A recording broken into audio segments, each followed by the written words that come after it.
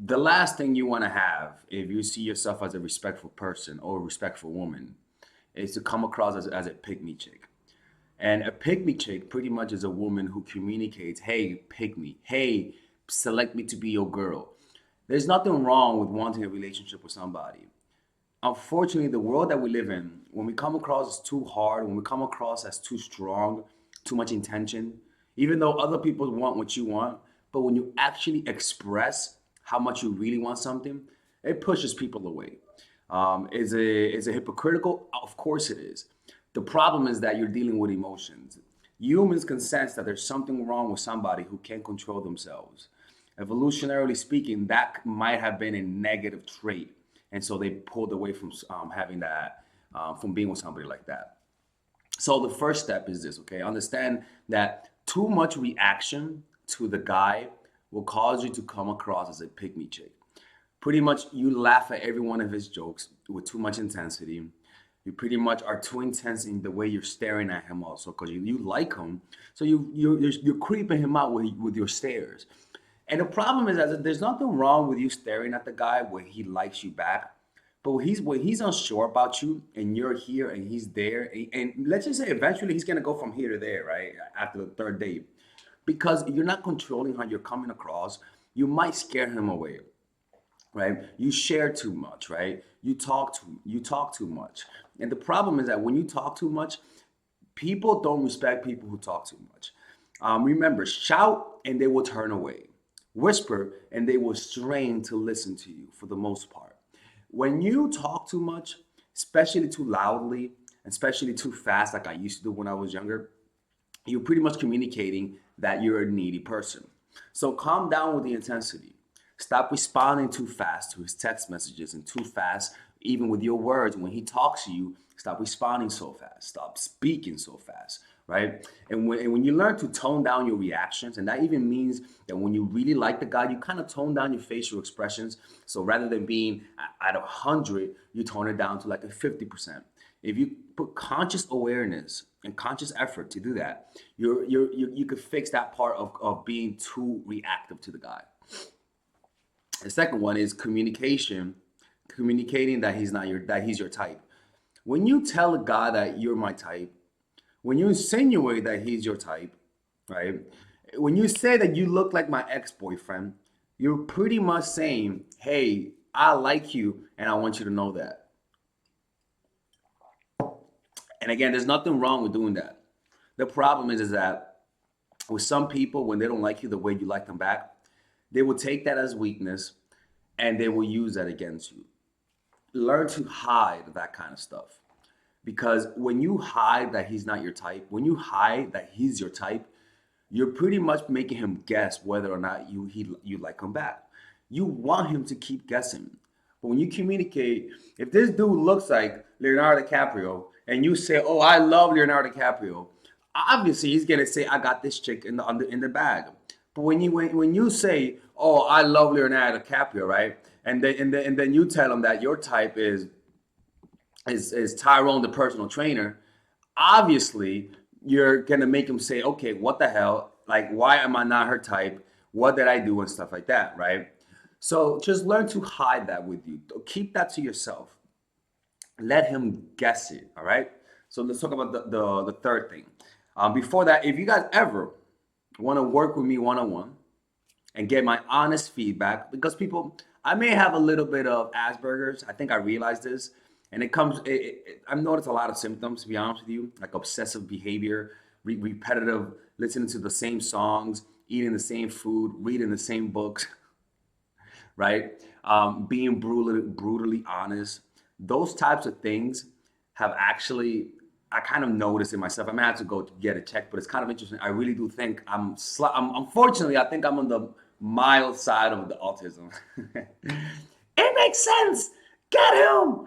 I mean, let's have compassion for him. Sorry, Alexis. Right? All of a sudden, Melissa's acting nice towards me, right? But yeah, I really do think that I do think so, and also even the way that I speak sometimes, like the stuttering. If you guys notice, I eat my words sometimes.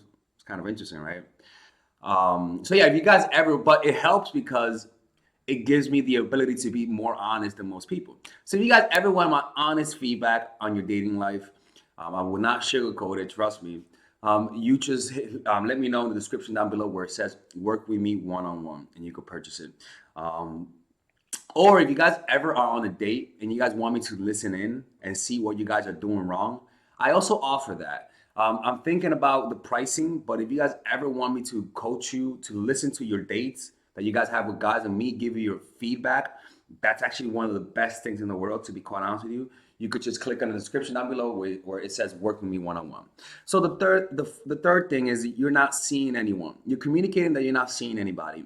You're pretty much removing competition in any area of business. If you let the competitor know that nobody is trying to get what they're trying to get, also like that other people are not on the bidding war, you're pretty much lowering the value of that product.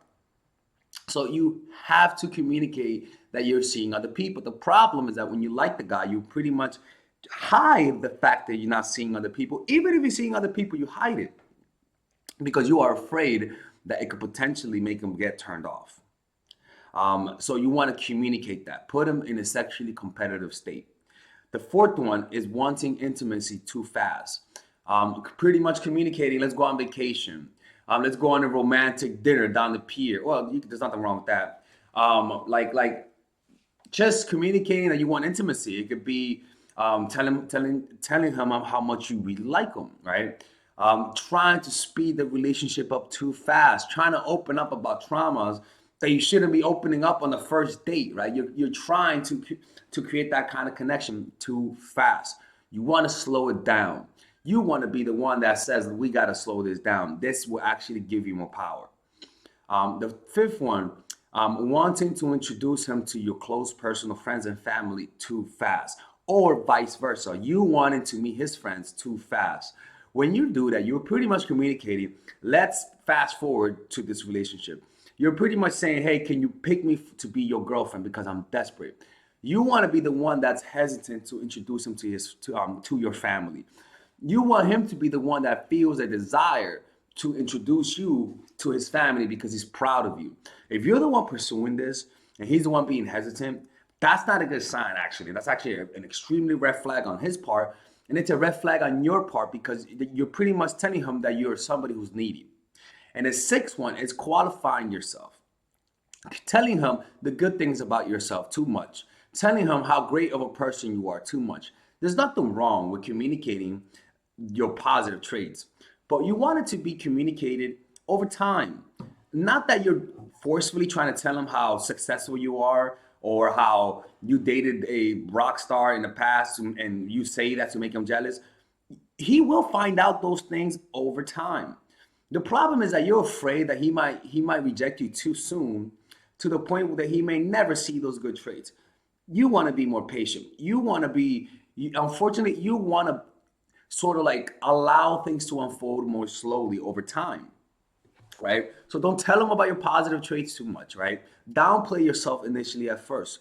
That's a good rule to avoid qualifying yourself, because when you like somebody, that's what you do, right? You pretty much say, "Hey, yeah, I could cook. I'm the best cook, man. I cook for my guy. I could make a good girlfriend." Or saying, "Yeah, man, I am an excellent. I give great massages." Well, you're pretty much communicating something else when you say that. But stuff like that, like saying, yeah, I make a good wife, or yeah, I can make it, like just communicate. Like it's like when a guy's talking about his money, saying how much money he makes, saying how big he is, how strong he is compared to other guys, or even like showing you his Instagram and saying, look, I have this many followers, or look, I make this amount of money. Even though those are positive traits to have on the surface, the fact that you're qualifying yourself and you're communicating to him like me because of this thing makes you look weak and makes you look like a pygmy chick. And those types of things pushes guys away. And the last thing, which is number 7, I think, is texting too much after the date and pursuing dates and not letting him be the one that chases. You have to allow him to chase you. You have to let him be the one that comes towards you, that sets up the date, that sets up the times to meet. Because when you're the one that is on the pursuit rather than him being the one that pursues, you're pretty much removing all of your power that you could potentially have. Let him do all the work. In the beginning, let him do the chasing, because if you don't let him do the chasing, you're pretty much gonna come across as needy and you're gonna creep this motherfucker out. All right. Anyways, I hope you guys enjoyed this video. If you guys ever want to get my honest opinion on your dating life, work with me one-on-one, or listen in on one of your dates and me give you feedback as to how you come across, I'll click on the description down below. I never offered this before. I may offer this only this month to see how it works, and I'll see you guys in the next video, man. And by the way, people, I'm taking away the toxic thing because it is a funny cast line, people. Okay, but I just think there are better ways to call it. Okay, we could talk amongst us in terms of being toxic. Okay, but yeah. Anyways, be safe and stay toxic, but not too toxic. All right, ladies and gentlemen. So I want you guys to check out my new course called Nice Girl. It's available for purchase right now. Okay. This course I specifically made for women who consider themselves nice, for women who are too forgiving, for women who let other people guilt trip them easily, for women who always give people the benefit of the doubt but always end up getting played. This course will teach you about people's actual manipulations, about the strategies that people use to extort from you, to take from you without you getting anything in return. Because nice people are in abundance in the world. And nice people, unfortunately, if they allow their nature to guide their lives, they will become bitter because they'll end up seeing that their niceness never leads to anything. So the goal of being a nice person is to get people to like you. But sometimes it has actual backward effects. Like it actually creates what you're trying to avoid. So this course will teach nice girls how to get what they want through being more assertive, how to express themselves, how to not get played, how to identify manipulation, how to reverse manipulation. So if you're somebody who's always had that consistently in their lives, who are always people pleaser, who are always being passive aggressive, this course will teach you how to communicate all of those things that you want to communicate with people without getting played. Okay, I'll teach you how to be more assertive. I'll teach you how to identify disrespect, because when you're a nice person, you have a hard time understanding when people are being disrespectful because you're seeing the world through insecurity. You want to be liked, and so when somebody doesn't like you, you sort of twist it around in a weird way. So I show you how to see disrespect. I show you how to stand up for yourself. I show you how to deter aggressors. I show you how to avoid sending signs of weakness, and how to send signs of strength. Right? And I even show you a meditation on how to become more assertive. Check it out. It's a course that it's not a super long course because I made it that length for a reason. I don't want to overburden you with too much information. This is just straight to the point. If you watch this course, you will get the results. This is not a 5-hour course. Okay, this is like a 2.5-hour course. So I think it's 2 hours or something like that. And the reason why that is because it's straight to the point. Okay, so if you watch that course, do what the videos say. You will over time overcome your niceness. Okay, purchase it now. In the description down below, you'll see where it says "Purchase Nice Girl." It's only $99, and there's a 30-day money back guarantee. No questions asked. You'll get your money back. Okay, because if you don't get it back, I'm closing the channel. That's for sure. All right, so I'll see you guys inside, and I hope you guys enjoy that course.